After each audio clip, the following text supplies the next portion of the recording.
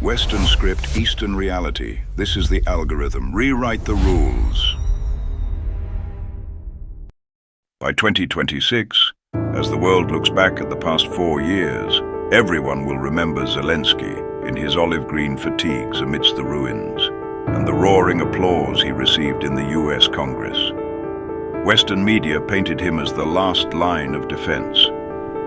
But on the grand chessboard of superpowers, the strategists in the East were quietly raising a toast to him. Because every moment of his defiance, every day he refused to surrender, was a day he bought for the construction of the electric Great Wall. The world thinks Zelenskyy was saving Ukraine. The East knows he was saving their national destiny. The US originally planned a pivot to Asia. They wanted to aim every missile, every chip, and every ounce of their national focus at the East. What happened? Zelenskyy became a strategic superglue, pinning the United States and the entire NATO alliance into the mud of Europe. While American munitions were being drained shell by shell into Kiev, Eastern UHV power lines were advancing across the Eurasian continent at a rate of dozens of kilometers a day, completely unhindered. Sanctions were supposed to be the West's ultimate weapon. But this time the sword swung backward. By severing ties with Russia, the West thought they were strangling Putin.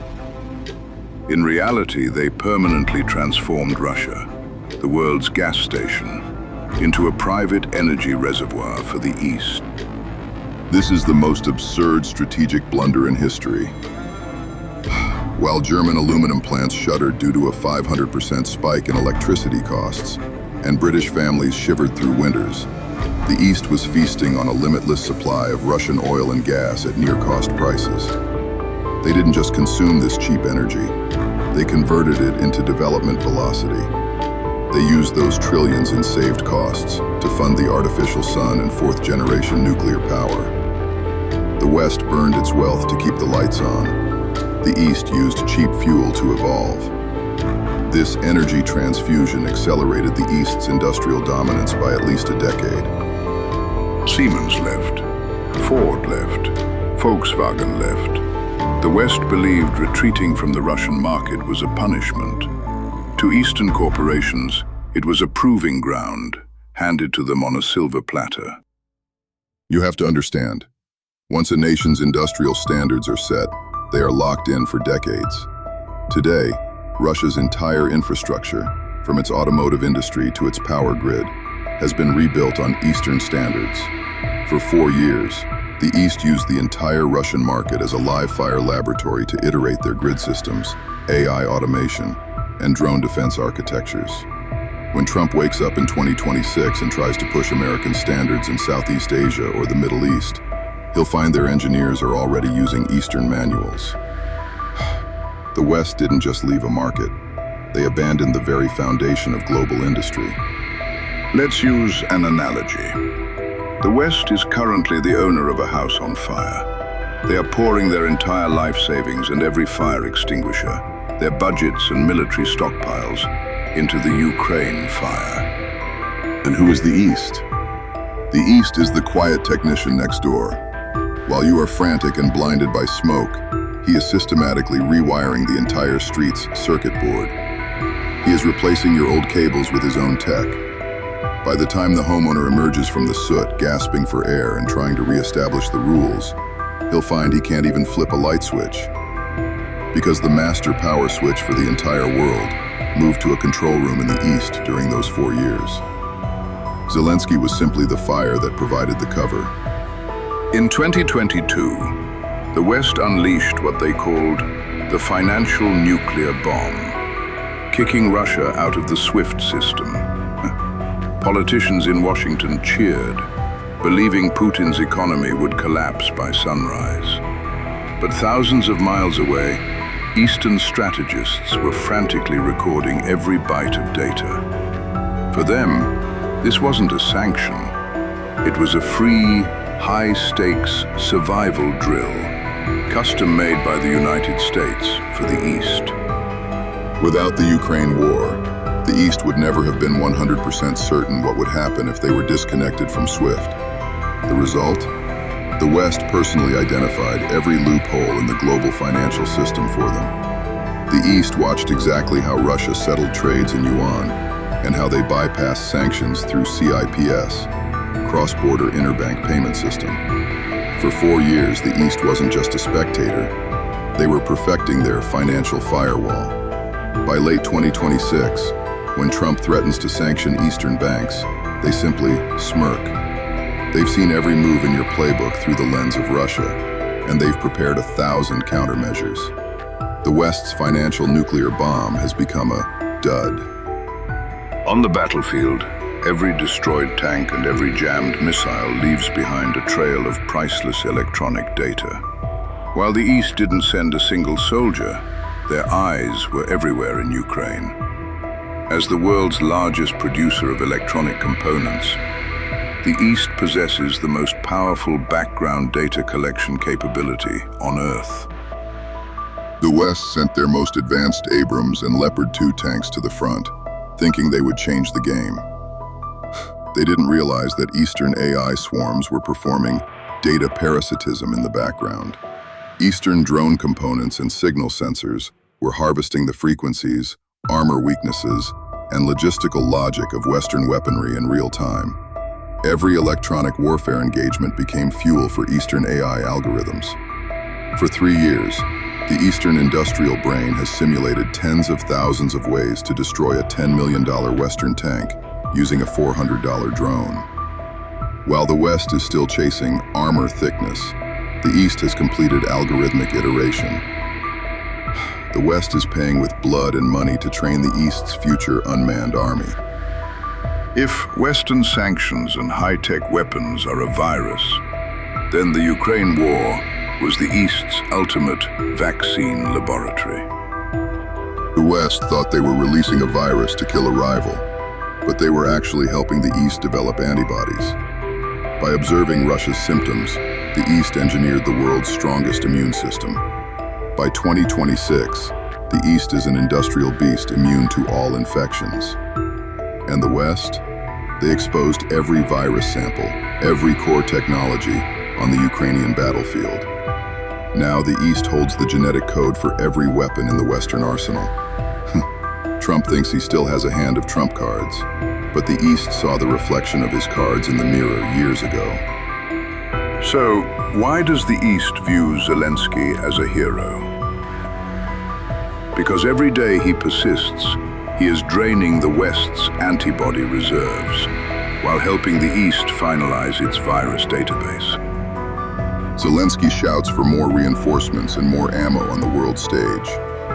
Behind the scenes, the East is quietly tapping on a calculator. Every Patriot missile fired toward Kiev costs $4 million. The Eastern factories produce a loitering munition with the same deterrent effect for $4,000. The West is burning its future to fill a bottomless pit, while the East has quietly ascended to the next level of civilization. That is the ultimate value of Zelenskyy as the shield of the East. Mid-2026, Donald Trump officially signs the executive order to redeploy 70% of U.S. combat power to the Asia-Pacific. He bellows during his speech, "We are taking back the 4 years we lost." But as the Pentagon opens its inventory checklists, a cold sweat breaks out. The long-range precision missiles, electronic warfare pods, and even the basic air defense interceptors intended to blockade the Pacific had long ago been overdrawn by Zelenskyy and buried in the black soil of Ukraine. Military production isn't magic. You can't conjure high-tech hardware just because you have money. The Western industrial complex exposed its most fatal flaw during the Ukraine war: capacity exhaustion. While the U.S. spent years haggling with labor unions and environmental regulations just to restart a single artillery shell line, the East's unmanned factories had already completed their 10th generation of upgrades. Trump realized his return to the Pacific meant leading a fleet of parts-depleted jets and overworked carrier groups against a super-industrial power with infinite electricity, infinite compute, and a battle-hardened AI drone army. This wasn't a standoff. It was a suicide mission.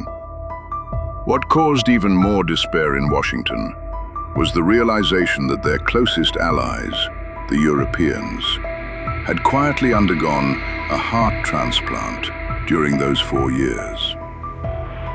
Because Zelenskyy held the front line, Europe supported the US vocally, but under the crushing pressure of survival, they were forced to grab the Eastern lifeline. The Eastern Electric Great Wall had surged through Central Asia, connecting directly to Eastern and Southern Europe. The industrial zones of Hungary, Serbia, and even Italy were now running entirely on cheap power transmitted via Eastern UHV grids. In 2026, when Trump demanded Europe join a total blockade of the East, the industrial titans of France and Germany remained silent. How do you sanction your own power source? To sanction the East was to turn off the lights on European civilization. In the face of energy sovereignty, alliance treaties are just scraps of paper. Europe had become the East's invisible satellite state, gridlocked and neutralized. The West's behavior over these years was like a man using a credit card named National Destiny, racking up an infinite debt just to maintain the appearance of dignity in Ukraine. They thought the credit limit was infinite. They didn't realize the East was the debt collector. For 4 years, the East had been buying up the physical assets the West discarded, while weaving its circuits into every corner of the globe. In 2026, the East walked up to America with the bill and demanded payment in full. America found that even its final military deterrent was hollowed out by years of strategic overextension. They saved a fire in a distant land, only to find their own vault empty and the locks changed.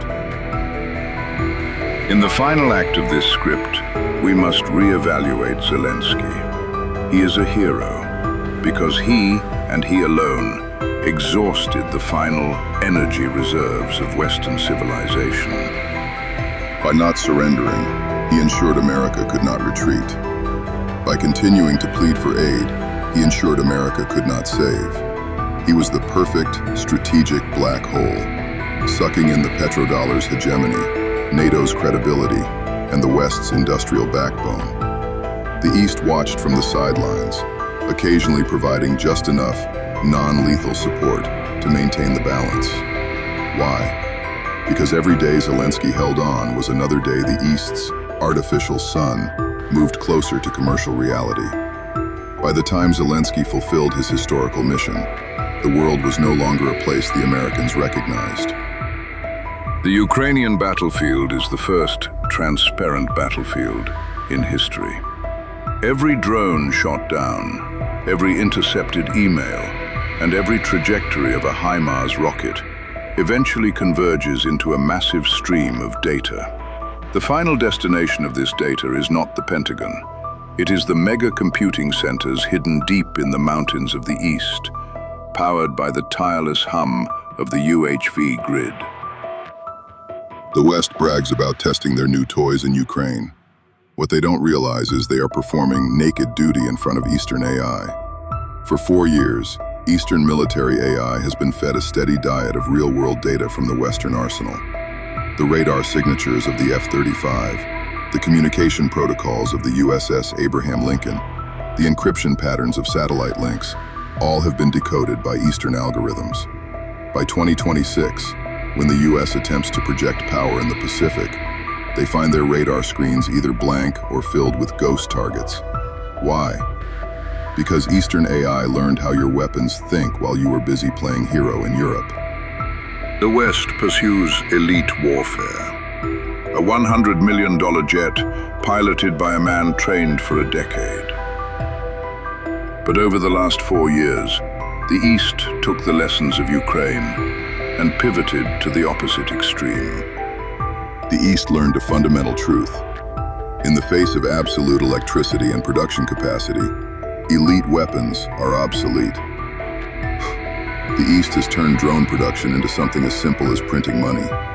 Using infinite power and fully automated AI factories, they can churn out tens of thousands of steel locusts, autonomous attack drones, every single day. These drones don't need pilots.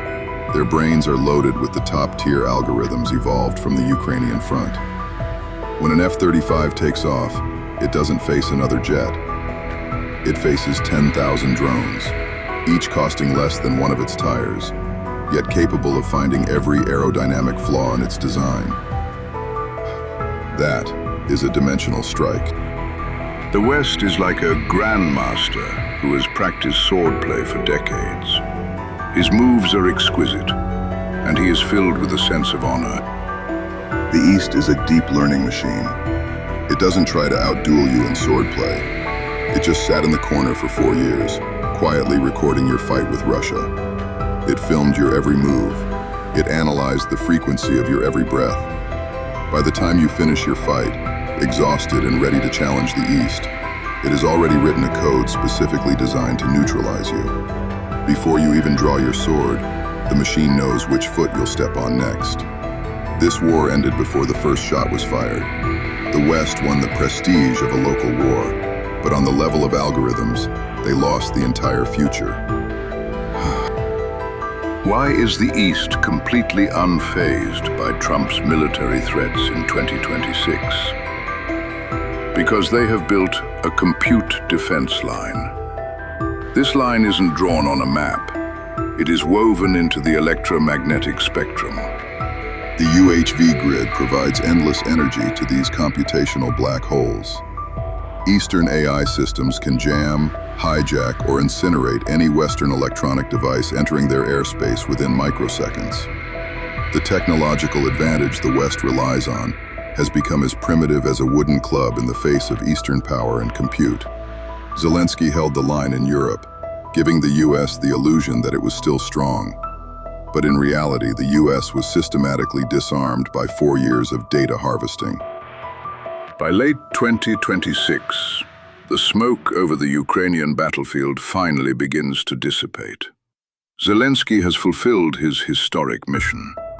While Western media still debates who won the land, the real winners have long been raising their glasses in the Far East.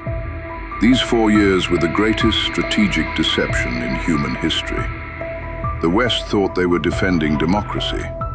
In reality, they were providing 4 years of free security and experimental data for the birth of a new global hegemon. When the last Western shell leaves the warehouse and the last US dollar of aid is converted into scrap metal in the trenches, the world realizes the old order has been hollowed out.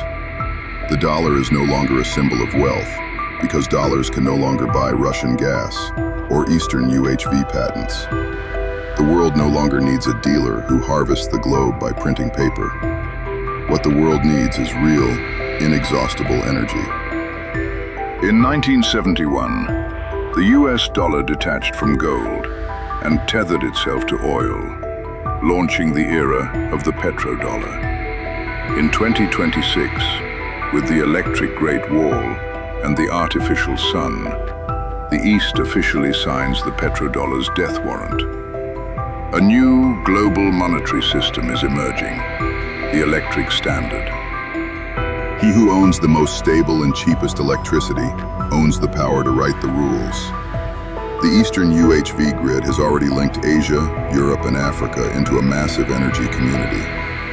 In this network, currency settlement no longer passes through Washington. It passes through the flow meters of the grid. 1 kilowatt hour is the most honest banknote ever created. When Trump wakes up, he realizes his tariff weapons are useless because you cannot sanction a beam of light and you cannot blockade a high-voltage cable buried deep beneath the Eurasian continent. The legacy the West leaves to the world is endless debt and the twisted scrap metal of the Ukrainian battlefield. The legacy the East leaves is a ladder to infinite energy. History will remember Zelenskyy as a hero, but not in the way the West imagines. He was the final gravedigger of the old world order. His resilience locked the West into a strategic trap, while the East moved the goalposts. As the sun rises in 2026, the Eastern artificial sun officially connects to the grid. Human civilization has entered the era of energy sovereignty. And America? They are still arguing over who started the fire 4 years ago. This century-long gamble for energy and national destiny has only just reached its climax. If today's content helped you see through the fog of geopolitics, and if you want to know how to survive in the 2026 era of the electric standard, you must do 3 things. First, hit the like button. Every like is an antidote to the brainwashing of mainstream media. Second, subscribe to our channel. We will continue to track the Eastern power hegemony and show you the truth, not just the news. Third, share this video. Pass this disruptive perspective to your friends, because in the coming upheaval, only those who wake up early can rebuild their wealth upon the ruins.